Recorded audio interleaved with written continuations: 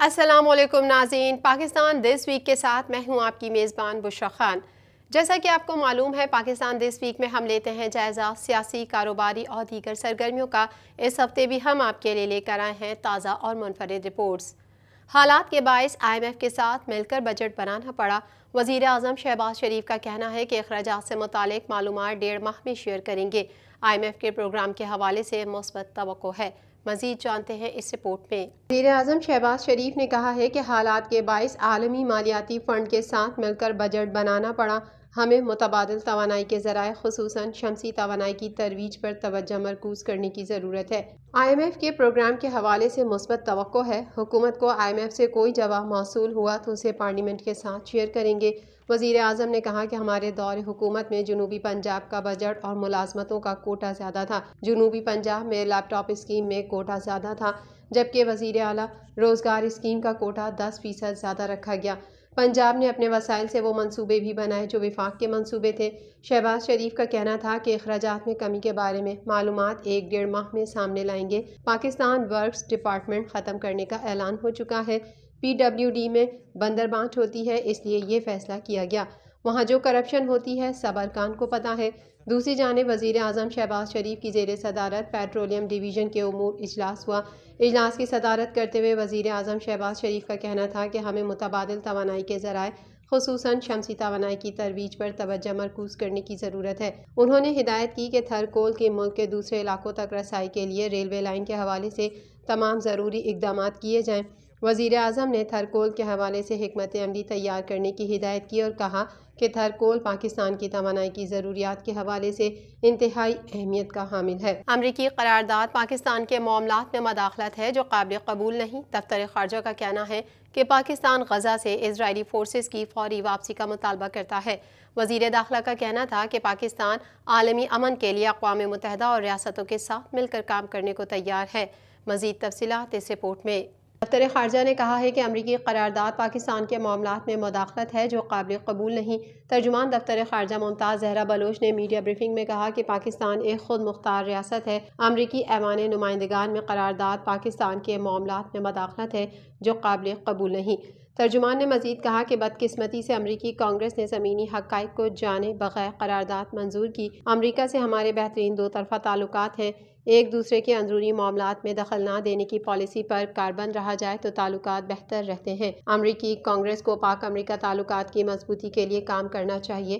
امریکی ایوان نمائندگان کی طرف سے قرارداد پاکستان کے داخلی امور میں غیر ضروری مداخلت ہے۔ پاکستان امریکہ کے ساتھ تعلقات باہمی اعتماد اور ایک دوسرے کے اندرونی معاملات میں عدم مداخلت کے اصولوں پر رکھنا چاہتا ہے۔ اسلام آباد میں ہفتہ وار بریفنگ دیتے ہوئے ترجمان دفتر خارجہ نے کہا کہ انسٹی ٹیوٹ آف اسٹریٹجک اسٹڈیز میں اسحاق ڈار نے رواں ہفتے خارجہ پالیسی کے اہم نکات بیان کیے۔ نائب وزیر اعظم نے چین کے ساتھ اسٹریٹجک تعلقات کو فروغ دینے پر زور دیا، جبکہ نائب وزیر اعظم نے فلسطین اور کشمیر کے جاری تنازعات پر بھی تشویش کا اظہار کیا۔ دفتر خارجہ کی ترجمان نے کہا کہ پاکستان غزہ سے اسرائیلی فورسز کی فوری واپسی کا مطالبہ کرتا ہے۔ فلسطین پر اقوام متحدہ کی انکوائری رپورٹ میں نہتے فلسطینیوں کے قتل کے حوالے سے حیران کن انکشافات کیے گئے ہیں۔ وقت ہے کہ غزہ میں ہونے والے مظالم کو روکا جائے۔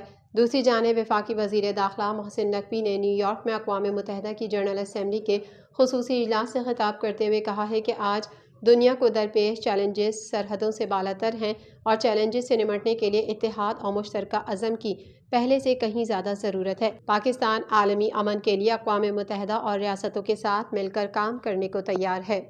ہمارا کسی سے جھگڑا نہیں، صرف آئین کی بالادستی کی بات کرتے ہیں۔ بیرسٹر گوہر کا کہنا تھا کہ جو لوگوں کو انصاف دیتے ہیں آج خود انصاف کے طلبگار ہیں۔ عمران خان کے خلاف 203 مقدمات بنائے گئے، یہ سیاسی انتقام ہے۔ مزید احوال اس رپورٹ میں۔ مرکزی رہنما پاکستان تحریک انصاف بیرسٹر گوہر نے کہا ہے کہ ہمارا کسی سے جھگڑا نہیں، صرف آئین کی بالادستی کی بات کرتے ہیں۔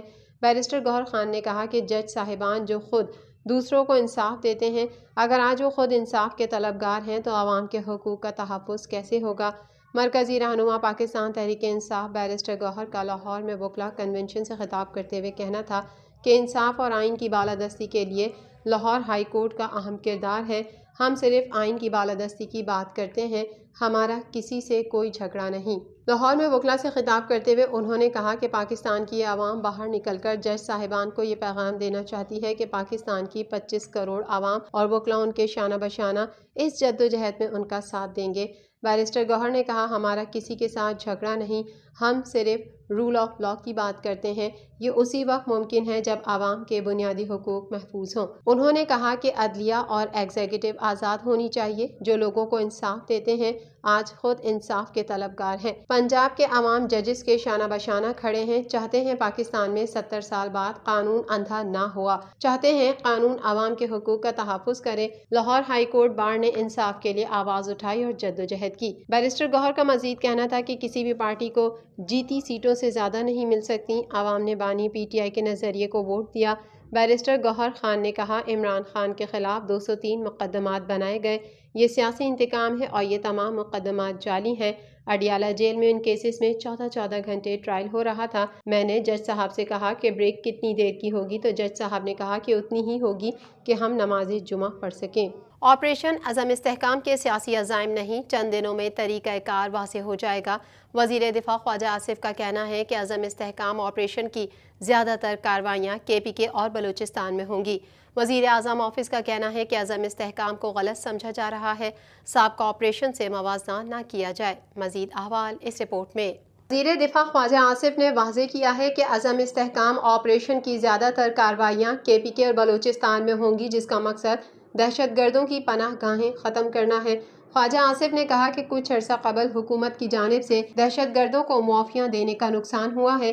عسکری قیادت کے مطابق دہشت گردوں کو معافی دینے کا فیصلہ سول قیادت نے کیا تھا۔ اس معاملے پر عام بحث ہوگی اور اتفاق رائے پیدا کیا جائے گا۔ پارٹی سیکریٹریٹ ماڈل ٹاؤن لاہور میں پریس کانفرنس کرتے ہوئے وزیر دفاع خواجہ آصف نے کہا، یہ آپریشن پچھلے آپریشن سے تھوڑا مختلف ہے۔ اس آپریشن کا آغاز دہشت گردوں کے خلاف کارروائیوں سے شروع ہوگا۔ اس آپریشن کے کوئی سیاسی عزائم نہیں ہے، بلکہ اس کا مقصد چند ماہ سے بڑھتی دہشت گردی کی لہر کو ختم کرنا ہے، لہٰذا اس آپریشن میں سب کو سپورٹ کرنا چاہیے۔ انہوں نے کہا کہ نیشنل ایکشن پلان جب مرتب کیا گیا تھا اس وقت ملک کے مختلف علاقے دہشت گردوں کے قبضے میں تھے۔